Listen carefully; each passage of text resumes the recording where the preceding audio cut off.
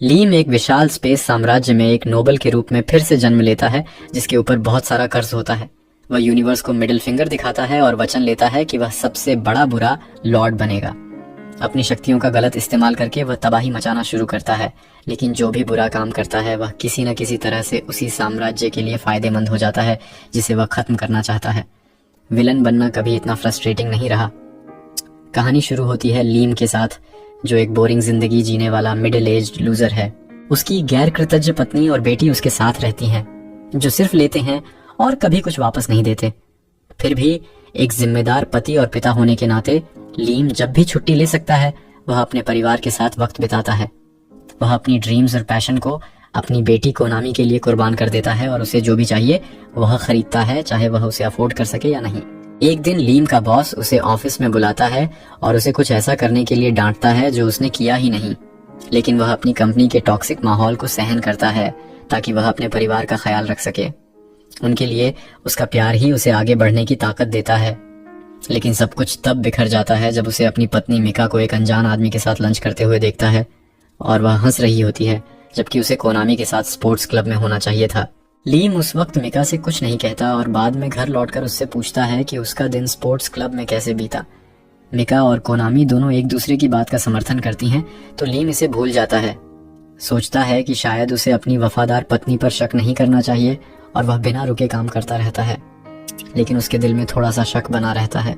इस अजीब फीलिंग से छुटकारा पाने के लिए वह अगले दिन उसी जगह जाता है जहां उसे मिका को उस आदमी के साथ देखा था, और फिर से उसे वहां पाता है, इस बार कोनामी के साथ। वह उनकी बातें सुनता है जब कोनामी कहती है कि वे अपने पापा से मिलने आई हैं। यह लीम को कंफ्यूज करता है क्योंकि कोनामी सिर्फ उसे ही पापा कहती है, तो वह उनका पीछा करता रहता है जब तक मिका का लवर वहां नहीं पहुंच जाता और माँ बेटी दोनों उससे वैसा बर्ताव करती हैं जैसे वह उनके घर का मालिक हो। हकीकत को स्वीकार न कर पाने की वजह से लीम खुद को मनाता है कि मिका उसे धोखा नहीं दे रही और वह मेहनत से काम करता रहता है ताकि अपने परिवार को खाना दे सके। लेकिन फिर उसे मिका का फोन आता है जो उसे बताती है कि कोनामी का एक्सीडेंट हो गया है, तो वह जल्दी से हॉस्पिटल भागता है और सीखता है कि उसकी बेटी अभी सर्जरी में है। सर्जरी के दौरान डॉक्टर लीम और मिका को बताता है कि कोनामी को खून की सख्त जरूरत है, और जैसे ही यह पता चलता है उसका ब्लड ग्रुप O पॉजिटिव है। सिर्फ मिका का ब्लड ग्रुप कोनामी से मिलता है, तो वह ऑपरेटिंग थिएटर में चली जाती है, जबकि लीम बाहर और ज्यादा शक में पड़ जाता है। उसका ब्लड ग्रुप AB पॉजिटिव है और साइंस के हिसाब से AB पॉजिटिव ब्लड वाले पिता का O टाइप ब्लड वाली संतान होना असंभव है। यह चौंकाने वाला खुलासा लीम को समझा देता है कि कोनामी उसकी बेटी नहीं है। इसे स्वीकार न कर पाने की वजह से वह कोनामी के ठीक होने के बाद मिका से सच्चाई पूछता है, लेकिन मिका गिल्टी होने की बजाय उसे गैसलाइट करती है, कहती है कि उसे कभी परिवार की परवाह नहीं रही और वह उनके साथ वक्त नहीं बिताता। वह अपनी बात रखता है कि वह सिर्फ परिवार को खाना और छत देने के लिए काम करता है, लेकिन मिका अपनी बात पर अड़ी रहती है, कहती है कि उसका काम अच्छा नहीं है और कोनामी को क्वालिटी एजुकेशन देने के लिए काफी नहीं है। वह उसे याद दिलाती है कि शादी से पहले उसने वादा किया था कि हमेशा उसे खुश रखेगा, लेकिन पिछले 10 सालों में वह इस वादे को पूरा नहीं कर पाया। उसके मुताबिक इतने सालों से वह सिंगल मदर जैसा फील कर रही है क्योंकि लीम कभी उनके लिए नहीं रहा, और इसलिए अब वह लीम को अपने परिवार का हिस्सा नहीं मानती। इतना गैसलाइटिंग करने के बाद भी वह कोनामी के असली पिता या अपने अफेयर के बारे में नहीं बताती। खैर, मिका को अब और बर्दाश्त नहीं होता। अगर वह और देर तक रुकी तो उसे गिल्ट फील हो सकता है, तो वह उठकर फैसला करती है कि कोनामी के साथ इस घर को हमेशा के लिए छोड़ देगी और अपने नए पापा के साथ रहेगी। लीम मिका से रैशनल होने की गुजारिश करता है और कोनामी से अपनी तरफ आने को कहता है, लेकिन छोटी शैतान भी उसे धोखा देती है, कहती है कि उसे उसका दूसरा पापा ज्यादा पसंद है। परिवार के बिखरने के साथ लीम की वर्क लाइफ भी खराब हो जाती है। उसका बॉस उसे कंपनी के पैसे चुराने का आरोप लगाता है और एक अनजान बैंक अकाउंट में ट्रांसफर करने का इल्जाम ठहराता है। लीम को एहसास होता है कि जब वह हॉस्पिटल के लिए भागा था उसने गलती से अपना PC खुला छोड़ दिया था और किसी ने उससे पैसे ट्रांसफर कर दिए, लेकिन सबूत न होने की वजह से उसे सजा मिलती है और न सिर्फ नौकरी से निकाला जाता है बल्कि कंपनी के खोए हुए फंड्स चुकाने के लिए मजदूरी करनी पड़ती है। मिका लीम की खराब फाइनेंशियल हालत को तलाक का बहाना बनाती है। न सिर्फ कोनामी की कस्टडी लेती है बल्कि उससे चाइल्ड सपोर्ट की मांग भी करती है। यह सोचकर कि वह कभी कर्ज चुका पाएगा भी या नहीं, लीम रियलिटी से भागने की कोशिश करता है और अपने पुराने दोस्त के साथ रोबोट मिक का एनीमे देखता है, लेकिन उसका टूटा दिल उसे यह भी करने नहीं देता। वह सिर्फ उम्मीद करता है कि मेहनत से चीजें बेहतर होंगी और वह अपनी बेटी को फिर से देख पाएगा, भले ही वह दूसरे पापा को पसंद करती हो। वह सोचता है कि उसकी सारी मेहनत और कुर्बानी भगवान उसे इनाम देंगे, लेकिन भगवान के पास दूसरी प्लानिंग है और वह उसे एक बीमारी देता है जो अंदर ही अंदर उसे खत्म करने लगती है। इंश्योरेंस न होने और इलाज के पैसे न होने की वजह से लीम आखिरकार हार मान जाता है जब उसकी आंखों के सामने एक चमकती रोशनी आती है। ये उसे दिखाती है कि कंपनी के पैसे चुराने वाला उसका बॉस ही था। न सिर्फ यह, बल्कि मिका जिसके साथ अफेयर में थी वह भी उसका बॉस था। ये सीन दिखाता है कि मिका और लीम का बॉस उसकी बर्बादी का जश्न मना रहे हैं, जो उसे अंदर से तोड़ देता है। वह भगवान से प्रार्थना करता है कि यह सब सिर्फ एक बुरा सपना हो। उसी वक्त एक रहस्यमयी शख्स लीम के सामने आता है और कहता है कि जो उसे दिखाया गया वह सच्चाई है। लीम दर्द से चीखता है और बदला लेने की इच्छा जताता है उन लोगों से जिन्होंने उसके साथ गलत किया। जो रहस्यमयी शख्स को और एंटरटेन करता है, वह शख्स कहता है कि उसे लीम में दिलचस्पी है क्योंकि लीम एक अच्छा इंसान है। लेकिन लीम को अब अच्छा होने से कोई मतलब नहीं रहता, क्योंकि हर किसी ने उसकी इस खूबी का फायदा उठाया। यह सोचकर कि यह शख्स कोई देवता है, लीम उससे दूसरा जीवन मांगता है जहां वह जो चाहे कर सके। इस बार वह सबसे बड़ा विलन बनना चाहता है जो हर किसी पर हावी हो। रहस्यमयी देवता मान जाता है और उसे 5 अलग अलग दुनिया चुनने का ऑप्शन देता है। Fantasy, supernatural, period drama, wild west, Jurassic era और आखिर में रोबोट्स और स्पेस बैटलशिप्स। लीम स्पेस बैटलशिप्स को चुनता है क्योंकि यह उसे उन दिनों की याद दिलाता है जब वह अपने पुराने दोस्तों के साथ इस तरह के एनीमे पर बातें करता था। देवता मान जाता है और बताता है कि यह एक साई-फाई फैंटेसी दुनिया है जहां साइंस और मैजिक साथ साथ है और वह एक काउंट के घर में पैदा होगा जो एक ग्रह पर राज करता है। लीम कॉन्ट्रैक्ट साइन करता है और देवता उसकी बदला लेने वाली आत्मा को रोबोट्स का शासक और अल्टीमेट स्पेस बुली बनने के लिए भेज देता है। लीम की आंखें खुलती हैं और वह एक छोटे बच्चे के शरीर में एक ऐसी मैंशन की छत पर पाता है जो दशकों से छुई नहीं गई। जैसा कि रहस्यमयी देवता ने कहा था, लीम अब हाइड्रा नाम के ग्रह पर है जिस पर उसके पिता काउंट बैनफील्ड राज करते हैं।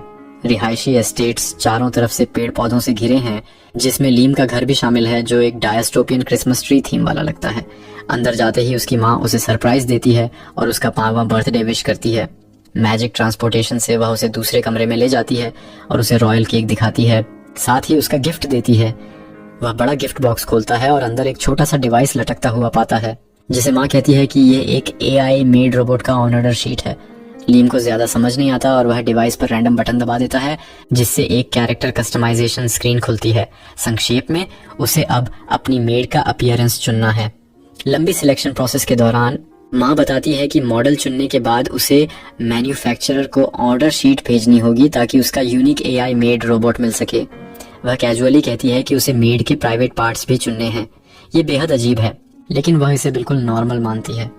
उसी वक्त लीम का पिता भी आता है और बर्थडे गिफ्ट के तौर पर उसे परिवार का नया हेड बना देता है। साथ में शर्त रखता है कि दोनों पेरेंट्स इंपीरियल होम प्लैनेट पर जाकर अपनी जिंदगी बिताएंगे। वह लीम को भरोसा दिलाता है कि उनके न होने से उसे ज्यादा आजादी मिलेगी। वे यह भी कहते हैं कि लीम को उन्हें मंथली अलाउंस देना होगा ताकि वे शांति से रह सकें।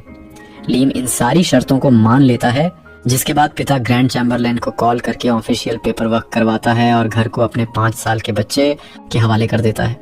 लीम कुछ पूछता नहीं और कॉन्ट्रैक्ट साइन कर देता है। पिता आखिरी बात कहता है कि अब से उसकी मेड ही उसकी देखभाल करेगी।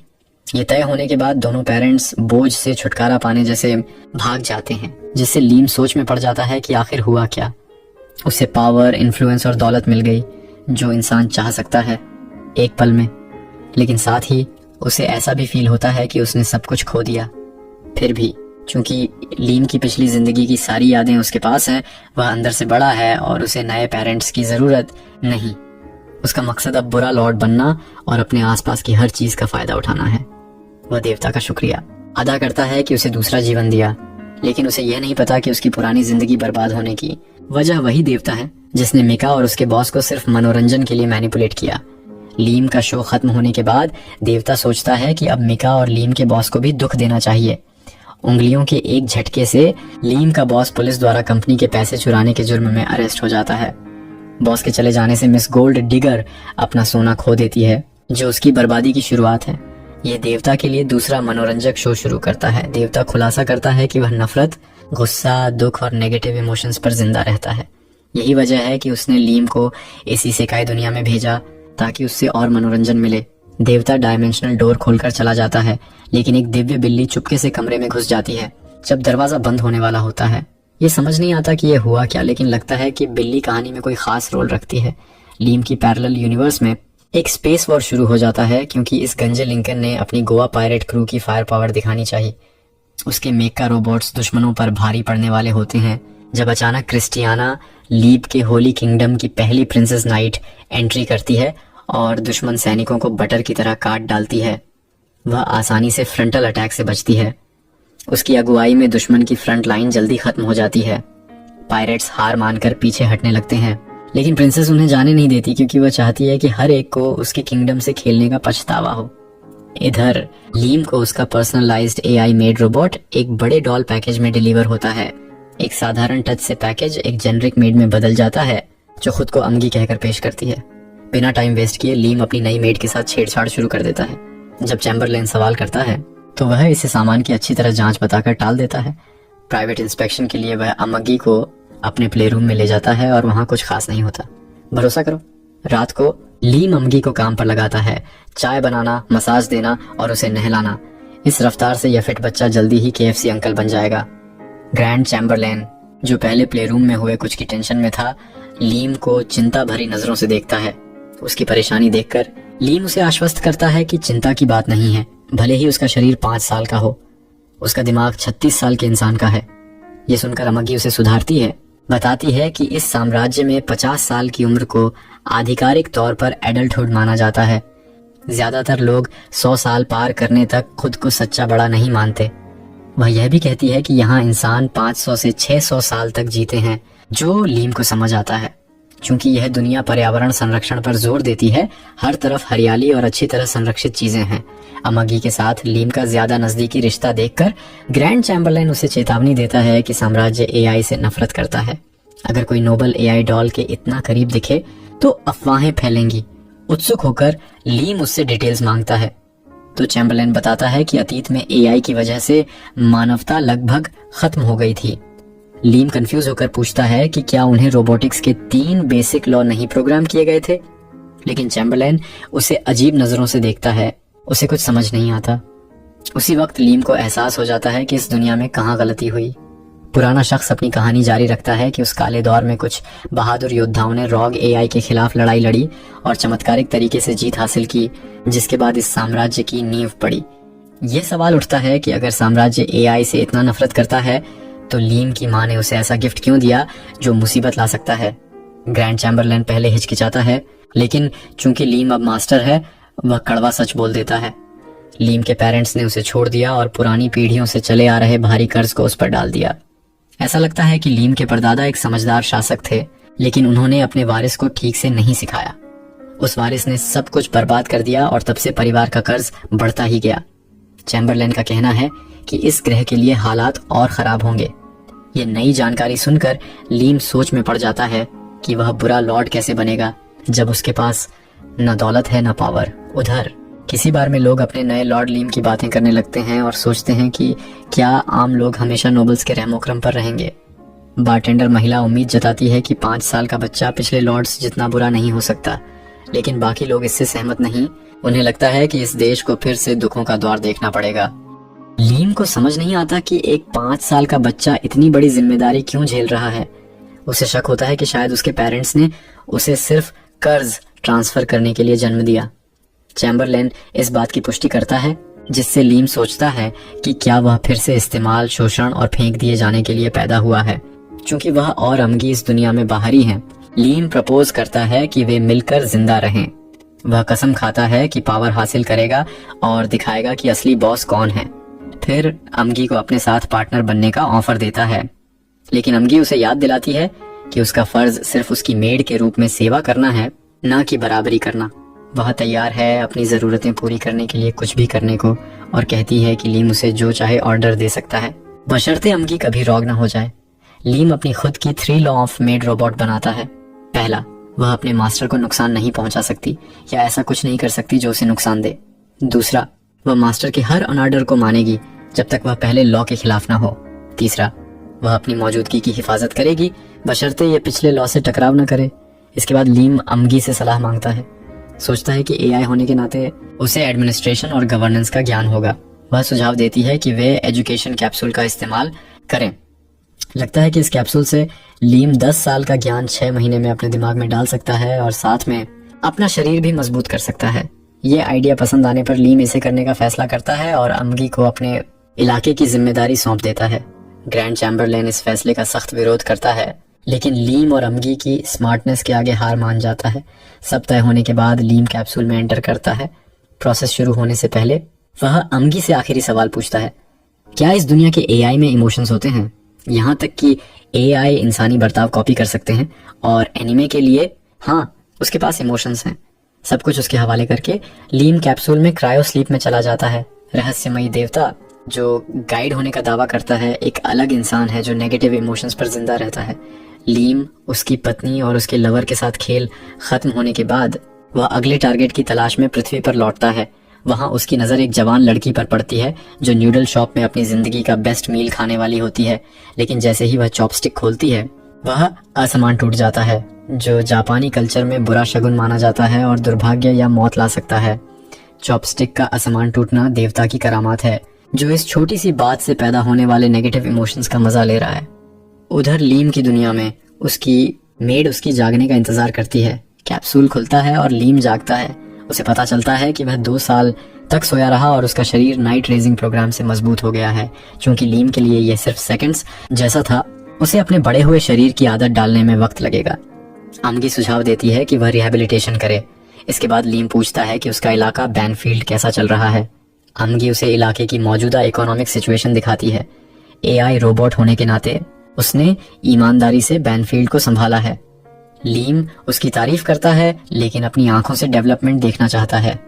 वह अमगी के साथ बाहर जाता है और हैरान रह जाता है जब उसे पता चलता है कि उसने बैनफील्ड आर्मी के लिए एक स्पेस पोर्ट बनाया है।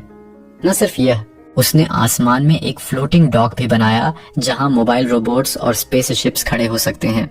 लीम उत्साह से फ्लोटिंग डॉक देखने जाता है और मोबाइल नाइट्स की साइट से दंग रह जाता है, जिन्हें वह भविष्य में चला सकता है। वह रोबोट चलाने की इच्छा जताता है तो अमगी यह अरेंज कर देती है और उसे बेसिक कंट्रोल्स सिखाती है, जो आसान है। मूवमेंट मैजिक पर डिपेंड करता है और जो भी मूव लीम सोचेगा रोबोट वैसा ही करेगा। लीम सावधानी से मोबाइल नाइट को स्टेशन से उतारता है और आसानी से चलता है। कुछ देर बाद उसे बोरियत होने लगती है और वह अमगी से पूछता है कि क्या रोबोट से कॉम्बैट प्रैक्टिस करने का कोई तरीका है। वह जल्दी से यह अरेंज कर देती है, उसे तलवार देती है और बैनफील्ड आर्मी के कैप्टन माँ को उसका स्पैरिंग पार्टनर बनाती है। लीम उत्साह से अटैक करता है और पूरी ताकत से माँ के शील्ड पर वार करता है, जिससे वह जमीन पर गिर जाता है। लीम को एहसास होता है कि माँ ने जानबूझकर हार मानी। वह नहीं चाहता कि यह आर्मी वाला उसे बच्चा समझे, तो साफ कह देता है कि उसे गंभीरता से लड़ना होगा, वरना उसे सजा भुगतनी पड़ेगी। माँ गंभीर होकर उठता है और सही तरीके से डिफेंड करता है। एक पल में लीम की तलवार छीन लेता है और उसे जमीन पर दबा देता है, जिससे मैच खत्म हो जाता है। इस हार से लीम को रियलिटी चेक लगता है कि उसे अपनी बैटल स्किल्स बढ़ानी होंगी ताकि वह बेहतर पायलट बने। तो वह चैम्बरलेन से कहता है कि उसे एक इंस्ट्रक्टर ढूंढे जो उसे कॉम्बैट में ट्रेन करे। चैम्बरलेन को लगता है कि लड़ाई के लिए लॉर्ड को जरूरत नहीं, लेकिन लीम इससे सहमत नहीं। वह अब कमजोर होकर दूसरों के सामने झुकना नहीं चाहता। वह सबसे ताकतवर बनना चाहता है ताकि बुरा लॉर्ड बनने का मकसद पूरा हो सके। वह यासुशी, एक शख्स जो तलवार लिए है, को अपना एस सेंसे बनाता है। लीम खुद को यासुशी से मिलवाता है और बताता है कि वह बेस्ट तलवारबाज बनना चाहता है, जिससे यासुशी फिलोसॉफिकल स्पीच देने लगता है कि कोई बेस्ट नहीं होता। अमगी को इस अजीब शख्स पर शक होता है, लेकिन लीम उसे चिंता न करने को कहता है और यासुशी के साथ ट्रेनिंग शुरू करता है। मास्टर तलवारबाज पहले एक सीक्रेट अमगी की मदद मांगता है, जो मानती है कि लियम को कम से कम 1000 औरतें रखनी चाहिए। लियम घबरा जाता है और सब कुछ कैंसिल करने का फैसला करता है। सिर्फ अमागी को अपनी पार्टनर चुनता है, लेकिन ब्रायन की काफ़ी मनुहार के बाद वो मान जाता है और साफ करता है कि वो सिर्फ उन औरतों को चुनेगा जो उससे प्यार नहीं करती, क्योंकि विलन को ऐसा ही करना चाहिए। इस मकसद के साथ वो सिटी में जाता है और अपनी पहली विक्टिम को अप्रोच करता है, जो उसे देखते ही उससे प्यार करने लगती है। लियम घबराता है और जब लड़की एक नोज बैलून, जो अभी फैशन में है, दिखाती है तो उसे और नफरत हो जाती है। लियम जल्दी से मैंशन वापस लौटता है और इस आइटम पर तुरंत बैन लगाने का ऑर्डर देता है, ऐसे बड़ा टर्न ऑन ऑफ कहते हुए। बीच पर जाने के बाद वो औरतों को पूरी तरह ढके हुए देखता है और सोचता है कि उसे इस प्लैनेट का फैशन सेंस बदलना होगा। तो वो फैशन डेवलप करने का सब गोल ऐड करता है और अमागी से तुरंत अच्छे फैशन डिज़ाइनर्स इकट्ठा करने को कहता है। लेकिन अमागी कहती है कि सिर्फ फैशन बदलना उनके सालाना बजट से ज़्यादा खर्च करेगा। तो लियम इसे टाल देता है और दूसरा ऑप्शन चुनता है, यानी दूसरी प्लैनेट्स से खूबसूरत औरतों को यहाँ लाने की प्लानिंग करता है। अमागी इसका विरोध करती है और बताती है कि लियम के मैंशन में पहले से ही इस टेरिटरी की सबसे खूबसूरत औरतें उसकी नौकरानियाँ हैं, तो और लाने की ज़रूरत नहीं। लेकिन लियम नहीं चाहता कि वो उनसे अप्रोच करे, क्योंकि मकसद ही यही है कि वो उन औरतों को ढूंढे जो उससे प्यार नहीं करती। अमागी सोचती है कि शायद लियम को लड़कों में दिलचस्पी है और वो इसे मानने में शर्माता है, लेकिन ऐसा नहीं है। और गलत साबित करने के लिए वो सोचता है कि क्या करना चाहिए। दूसरी तरफ क्रिस्टियाना इस दुनिया की मेडिकल टेक्नोलॉजी की मदद से फिर से अपने पुराने शरीर में वापस आ जाती है। उसे लगता है जैसे सपना हो, लेकिन वो नहीं चाहती कि ये ख़त्म हो। जब डॉक्टर से पता चलता है कि लियम ने उसके लिए एलिक्सर, एक चमत्कारी दवा खरीदी थी जो उस और बाकी कैदियों के शरीर को रीजनरेट करने के लिए इस्तेमाल हुई, वो भावुक हो जाती है। खैर, वो लियम के शब्द याद करती है, एक दिन तुम्हें इसका एहसान चुकाना होगा, और सोचती है कि क्या वो कभी अपने उद्धारक से मिल पाएगी और उसका कर्ज चुकाएगी। गांव वाले बार में फिर से जमा होते हैं और अपनी ज़िंदगी के बारे में बात करते हैं। लियम के बारे में उनकी सारी बातें अच्छी हैं, जैसे उसने पायरेट्स से लड़ाई की और नए पायरेट जहाज़ हासिल किए जिनका इस्तेमाल सिटी को डेवलप करने में हुआ, और अब हर किसी के पास काम है, इतना काम कि उनके पास फ्री टाइम भी नहीं बचा। सिटी फल फूल रही है, लोग खुश हैं। वो सच में एक अच्छा लॉर्ड है। गाइड वहाँ गुस्से में बैठा है। उसे उम्मीद थी कि लियम एक ऐसी सिटी चला रहा होगा जहाँ कोई वारिस और पैसा ना हो। वो गरीब होगा और अपने लोगों पर दुख डालेगा, ताकि उसे लियम से ही नहीं लोगों से भी बदकिस्मती मिले। वो वहाँ से दूसरी जगह चला जाता है, उम्मीद में कि लोग शिकायत करें। वो उस कप्तान के पास जाता है जिसे इंपीरियल आर्मी से लियम की टीम में भेजा गया था, लेकिन वो नाराज़ नहीं है, न ही लियम से। वो कहते हैं कि लियम के साथ काम करना इंपीरियल आर्मी से भी ज़्यादा मज़ेदार है।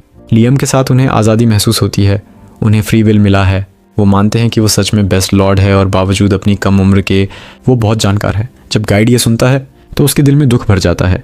उसने उन्हें वहाँ भेजा था कि वो नाराज़ हों और लियम के खिलाफ बगावत करें, लेकिन वो उसकी वफादारी की कसम खा रहे हैं। क्या बकवास है। दूसरी तरफ याशुशी लियम से दूर एक जगह भाग गया है, उम्मीद में कि लियम उसे न ढूंढे और उसे कोई परेशानी ना हो। वो अपने ख्यालों में खोया रहता है जब न्यूज़ सुनता है और देखता है कि लियम को पायरेट्स से लड़ाई जीतने के लिए सराहा जा रहा है। जब लियम अपनी स्पीच देता है, वो कहता है कि उसकी ताकत सिर्फ अपने टीचर याशुशी की वजह से है, जिन्होंने उसे फ्लैश का तरीका सिखाया। जब याशुशी ये सुनता है तो उसे फिर से डर लगता है। वो चिंता में पड़ जाता है कि कहीं लियम उसे बाद में ना ढूंढ ले। गाइड भी वहाँ आता है और देखता है कि याशुशी की तारीफ हो रही है। उसने याशुशी को लियम के पास इसलिए भेजा था कि वो धोखेबाज हो और लियम कुछ ना सीख पाए। तो वो बहुत निराश होता है। आखिरकार गो अपनी पायरेट्स के पास वापस लौटता है, एक बड़ी जंग के बाद इंपीरियल आर्मी से। वो सोचता है कि चीज़ें उसके लिए कैसे मुड़ गईं। लकीली उसके लिए वो अपने जहाज़ों की हालत पूछता है और खुश होता है कि कुछ अभी भी ठीक हैं। वो पूछता है कि डोमोस में क्या हुआ और कैसे वो इंपीरियल आर्मी में मिले बजाय बैनफील्ड के। वो मानता है कि डोमोस में उसका बिट्रेयल हुआ और बदला लेने की प्लानिंग करता है, लेकिन गाइड वहाँ आता है। आखिरकार उसने किसी को पाया जिसे वो लियम के खिलाफ मन सकता है। वो उसे याद दिलाता है कि लियम ने ही उसकी पायरेट्स को नष्ट किया और अगर किसी से लड़ना है तो वो लियम होना चाहिए। गो ये सलाह मान लेता है और प्लान करता है कि जहाज़ ठीक होने के बाद वो लियम के खिलाफ जाएगा। मासूम लियम घर पर अपनी नौकरानियों के साथ एंजॉय कर रहा है, खाना खिलाने से लेकर खाने को हवा करने तक, लेकिन वो संतुष्ट नहीं है। उसे लगता है कि ईविल लॉर्ड बनने के लिए उसे इससे ज़्यादा ईविल होना पड़ेगा। अमागी उसकी नाखुशी देखती है और पूछती है कि वो और क्या चाहता है। वो कई सुझाव देती है, लेकिन वो सब रिजेक्ट कर देता है। जब वो पूछती है कि क्या उसे और वाइफ्स चाहिए, वो पूछता है कि क्या उसे इससे दिक्कत होगी। वो उसे याद दिलाती है कि वो रोबोट है, उसे कोई मतलब नहीं और सिर्फ उसकी संतुष्टि चाहती है। वो नहीं चाहता कि कई वाइफ्स से उसे ठेस पहुँचे, भले ही वो कहती है कि उसे ठेस नहीं पहुँच सकती। वो पूछती है कि क्या उसे और रोबोट चाहिए, लेकिन कहती है कि ब्रायन को ये पसंद नहीं आएगा, उसे ब्रायन की परवाह नहीं। अगले दिन अमागी उसे अपने डेट का अपडेट देती है, कितना चुकाया और इंटरेस्ट रेट कैसे कम हो रहा है, क्योंकि उन्होंने बहुत पैसा चुका दिया। वो अपनी मौजूदा हालत से खुश है, लेकिन चिंतित है। उसका मकसद अच्छा लॉर्ड बनना नहीं, बल्कि ईविल लॉर्ड बनना है। अनफॉर्चुनेटली उसे सिटी का ध्यान रखना होगा ताकि डेट चुकाने के लिए पैसे मिले। अमागी पूछती है कि ईविल लॉर्ड के रूप में वो क्या चाहता है, और वो खुलकर कहता है कि वो टैक्स बढ़ाना चाहता है और लोगों की जान निकाल देना चाहता है। अमागी के लिए ये अच्छा आइडिया नहीं। ऐसा करने से उनकी इकोनॉमी कमज़ोर होगी और डेट चुकाने के लिए पैसे की कमी होगी। वो मानता है कि वो सही है, लेकिन उसका जवाब मैच्योर है और उसे फ़र्क नहीं पड़ता। फिर भी वो सोचता है कि उसकी ज़िंदगी अब कितनी संतोषजनक है और अमागी उसके साथ है, तो वो फैसला करता है कि डेट चुकाने तक ऐसे ही जिएगा। उसने कई रोबोट बनवाए जो नौकरानियों की तरह काम करते हैं। इनमें से 3 रोबोट शिकायत करते हैं कि महल में उनके लिए कोई काम नहीं, तो वो अनावश्यक जगहों की सफाई करते रहते हैं। एक कहती है कि उसने अपनी सहकर्मी की तरह हेयर स्टाइल बदल ली और हैरान होती है कि लियम ने उसे पहचान लिया और फर्क कर लिया, भले ही उनके शरीर एक जैसे हैं। वो उस वीडियो को संजोती है जहां लियम ने उसे पहचाना और कहा कि उसने उसे रखा। बाकी भी ऐसा करने की सोचते हैं, लेकिन अमागी आकर उन्हें चेतावनी देती है। वो वीडियो डिलीट कर देती है और याद दिलाती है कि रोबोट्स गैरकानूनी हैं और अगर वो लियम का ध्यान खींचने और उसके करीब आने की कोशिश करेंगी तो उसकी साख पर असर पड़ेगा। एक रोबोट पूछती है कि क्या वो उसके करीब होने से उसकी साख पर असर नहीं पड़ेगा।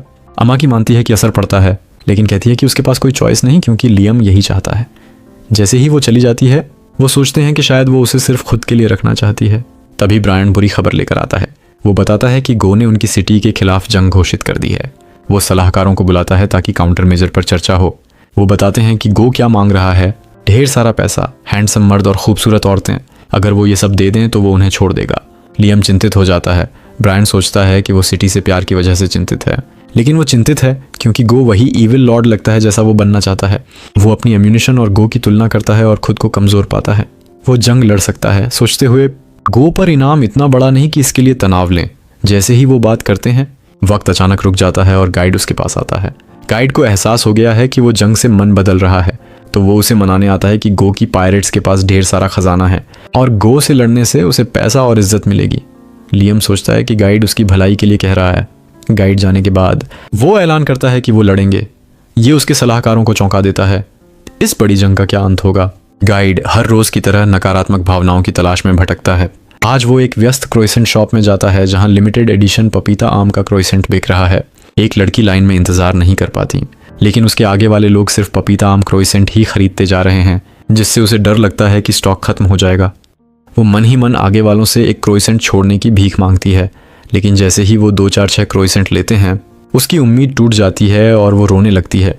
सिर्फ एक शख्स आगे बचा है और 2 क्रोइसेंट बचे हैं।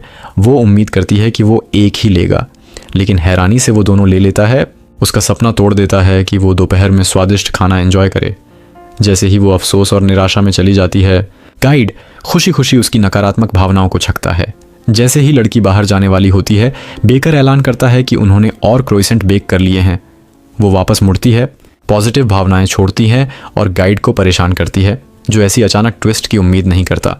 वो इस स्नैक से हार मान लेता है और मेन कोर्स की तलाश में जाता है, उम्मीद में कि लियम का बर्बाद होना देखे। उधर ब्रायन अमागी से कॉल पर घबराता है जब उसे पता चलता है कि स्पेस पायरेट्स उनके प्लैनेट पर हमला करने आए हैं। अमागी उसे चिल्लाने से रोकती है और भरोसा दिलाती है कि लियम ने जंग लड़ने का सही फैसला किया।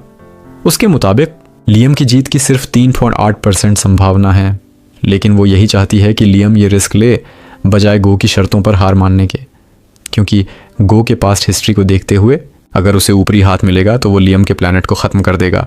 तो 3.8% चांस 0% से बेहतर है। ब्रायन समझता है, लेकिन उसे लगता है कि लियम नहीं जीत पाएगा।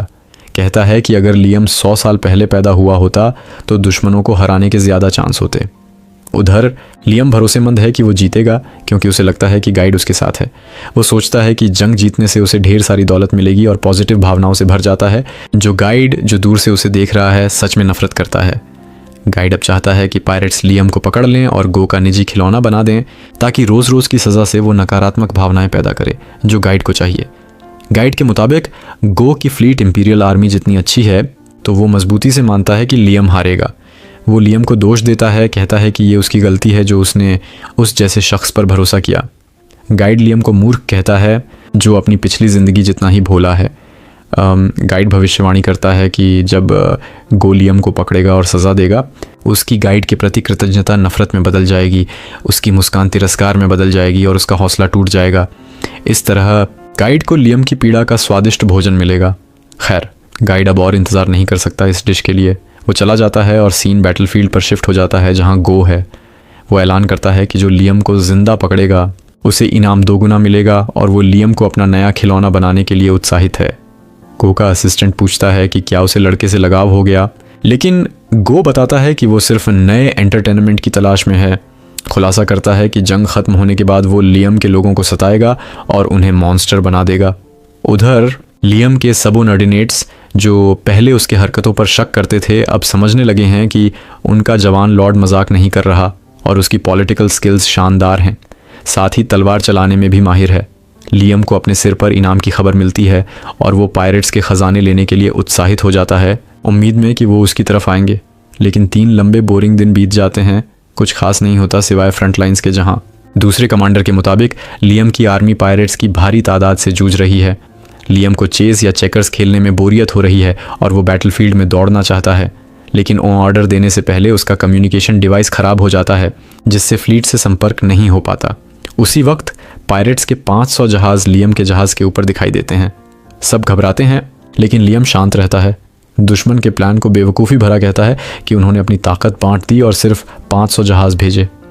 अमागी दुश्मन के मकसद को समझती है, जो लियम की आर्मी की फॉर्मेशन तोड़ना और असली अटैक के लिए मौका बनाना है। मतलब ये 500 जहाज़ गो के लिए बस यूज़ एंड थ्रो हैं। लियम का सबऑर्डिनेट रिपोर्ट करता है कि 500 जहाज़ अटैक करने वाले पायरेट्स नहीं, बल्कि एम्पायर के सिपाही हैं जो हार के बाद गो से मजबूरन जुड़ गए। समझा जा सकता है कि एम्पायर के सिपाही जिंदा रहने के लिए पायरेट्स की तरफ चले गए, लेकिन अमागी को लगता है कि इन्हें दया नहीं देनी चाहिए, चूंकि इन्हें अब भरोसा नहीं किया जा सकता। लियम हिचकिचाता है, लेकिन फिर भी फैल करता है और 500 जहाज़ों को ख़त्म कर देता है। जब गो को ये खबर मिलती है, वो प्रभावित होता है, लेकिन लियम की फ्लीट में थोड़ी अव्यवस्था देखकर मौका पकड़ता है और पूरी ताकत से अटैक करता है। जैसे जैसे वो आगे बढ़ता है, लियम की फ्लीट पीछे हटती है, वही दूरी बनाए रखती है और गो सोचता है कि लियम डर गया, ऑर्डर देता है कि फ्लीट आगे बढ़े। अचानक आगे के जहाज़ विस्फोट हो जाते हैं। पता चलता है कि पूरे स्पेस में मैजिक से छिपे हुए माइंस भरे थे। गो यकीन नहीं कर पाता कि वो ऐसे सस्ते ट्रिक में फंस गया, लेकिन फिर भी उसके पास नंबर गेम है, तो वो फ्लीट को माइंस के बीच से गुजरने का ऑर्डर देता है। लियम को ये भी पता चलता है कि गो की फ्रंट लाइन में सिर्फ एम्पायर के सिपाही हैं, मतलब सिर्फ यूज एंड थ्रो लोग कुर्बानी दे रहे हैं, असली पायरेट्स नहीं। पायरेट्स नज़दीक आते हैं। लियम के सबऑर्डिनेट्स अपनी जान जोखिम में डालकर उसके जहाज़ की रक्षा करते हैं, लेकिन लियम नहीं चाहता कि उसके किसी आदमी को नुकसान हो।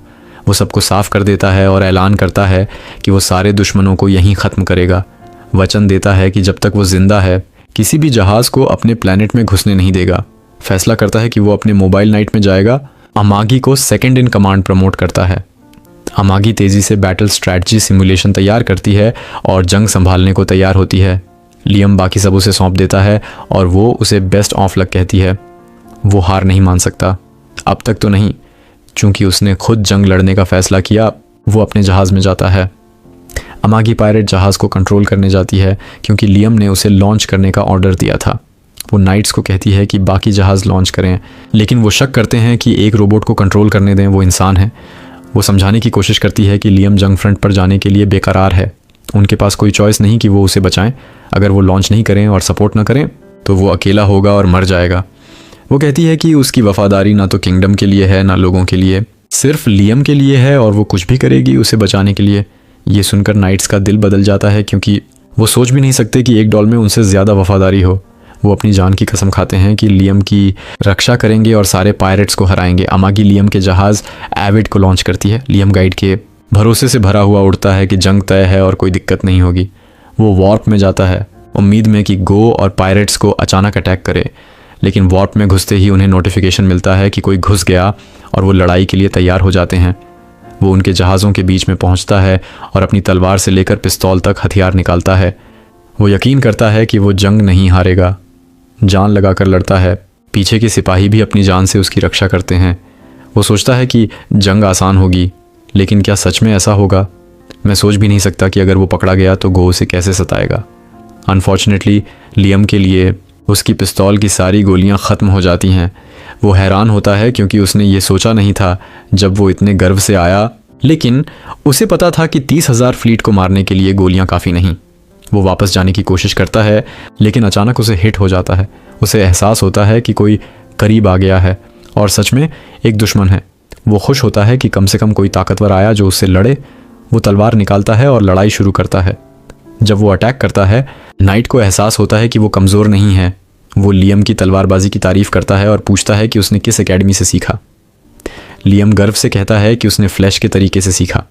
नाइट कहता है कि उसे ऐसा स्किल नहीं पता, जिससे लियम गुस्सा हो जाता है। वो कहता है, मेरे बॉस को कैसे नहीं जानते? वो दावा करता है कि ये बेस्ट स्किल है और नाइट को अज्ञानी कहता है, लेकिन नाइट कहता है कि उसने कई लोगों से लड़ा जो बेस्ट से सीखे, और अगर उसे फ्लैश का तरीका नहीं पता तो ये नकली है। लियम अपनी तलवारबाजी से नाइट को मार देता है और खुशी मनाता है, लेकिन बाद में उसे पछतावा होता है। उसे लगता है कि बेहतर होता अगर वो नाइट को जिंदा छोड़ देता। ऐसे तो वो फ्लैश के तरीके का प्रचार कर सकता था और सबको उसकी ताकत का पता चलता। वो फैसला करता है कि वो कुछ स्किल्ड तलवारबाजों को जिंदा छोड़ेगा, उन्हें करीब करीब मौत के मुंह में डालकर, ताकि वो उसका नाम दुनिया में फैलाएं। देखते हैं ये उसके लिए कितना काम करता है। गो और उसकी पायरेट्स अभी भी मानते नहीं कि वो ताकतवर है। वो सोचते हैं कि एक गरीब नोबल जैसे लियम के पास इतनी स्किल और पैसा कैसे हो सकता है कि वो इतना एम्यूनिशन खरीद सके। वो उसे गरीब कहते रहते हैं, जिससे वो और गुस्सा हो जाता है। वो चिल्लाता है कि उसे गरीब ना कहें, वरना उसे उन्हें और मारने का मन करेगा। वो फ्लैश के तरीके को कई बार इस्तेमाल करता है और नाइट्स को हराकर जिंदा रहता है। अचानक उसे जहाज़ के बाएं हिस्से से नोटिफिकेशन मिलता है, वो हिस्सा नष्ट हो गया है। लियम को पता चलता है कि उसका जहाज़ मांस की राह के लिए काफ़ी मजबूत नहीं है, ये अभी उसकी प्राथमिकता नहीं है, तो वो लड़ाई जारी रखता है। एक दुश्मन एविड पर हमला करता है और वो जवाबी हमला करता है। अचानक वो लड़ाई हारने लगता है। दुश्मन बहुत ज़्यादा हैं और चूंकि वो अकेला योद्धा है, ये उसके लिए मुश्किल हो जाता है। उसके जहाज़ के नाइट्स भी डर गए हैं कि वो और देर तक नहीं टिक सकते। ऊपर से अमगी घोषणा करती है कि उनकी सफलता की दर अब 3.8% से घटकर 1.2% हो गई है। लेकिन अच्छी बात यह है कि लियम को एक नया स्पेसशिप आते हुए दिखाई देता है जो उसके लिए लड़ने आया है। उस स्पेसशिप की राइडर क्रिस्टीना है, जो अपनी यात्रा से वापस आई है और अब वो पहले से बड़ी, बेहतर और मजबूत है। अमगी भी प्लान बनाने लगती है कि वो जंग जीतें। वो तीसरी और सातवीं हथियार सेना से संपर्क करती है ताकि और हथियार खरीदे जा सकें और वो बच सकें। इस बीच क्रिस्टीना की मौजूदगी से जंग हल्की हो जाती है। वो गोस्ट और उसकी सेना से लड़ती है। इसे बस लड़ाई नहीं कह सकते, ये उसके लिए बदले की जंग है, क्योंकि उन्होंने उसके साथ बहुत कुछ किया था। वो देखती है और दावा करती है। वो उन्हें मारना नहीं चाहती, बल्कि बर्बाद करना चाहती है। वो लियम की जंग में मदद करती है, लेकिन लियम संतुष्ट नहीं है। वो बुरा लॉर्ड है और उसे हर जगह सबसे मजबूत होना चाहिए। उसे ये पसंद नहीं कि कोई उसकी शोहरत ले ले। वो तुरंत नया आर्मर पहनता है। वो एक पंच वाला आर्मर लेता है और रॉकेट पंच का इस्तेमाल करके गो के क्षेत्र में घुस जाता है। सब उसे हैरानी से देखते हैं। क्रिस्टीना उसे देखकर दंग रह जाती है और कहती है कि वो कमाल है। मेरा भी यही ख्याल है, वो सच में कमाल है। गोस अपने जहाज़ में कांपने लगता है। उसे यकीन नहीं हो रहा कि एक अकेले वॉरलॉर्ड ने उसकी पूरी फ्लीट को ख़त्म कर दिया। अमगी उनके स्पेसशिप में घोषणा करती है कि लियम के जहाज़ में सेंध लगाने से उनकी सफलता की दर 83% हो गई है। क्या इसका मतलब है कि वो जंग जीत जाएगा?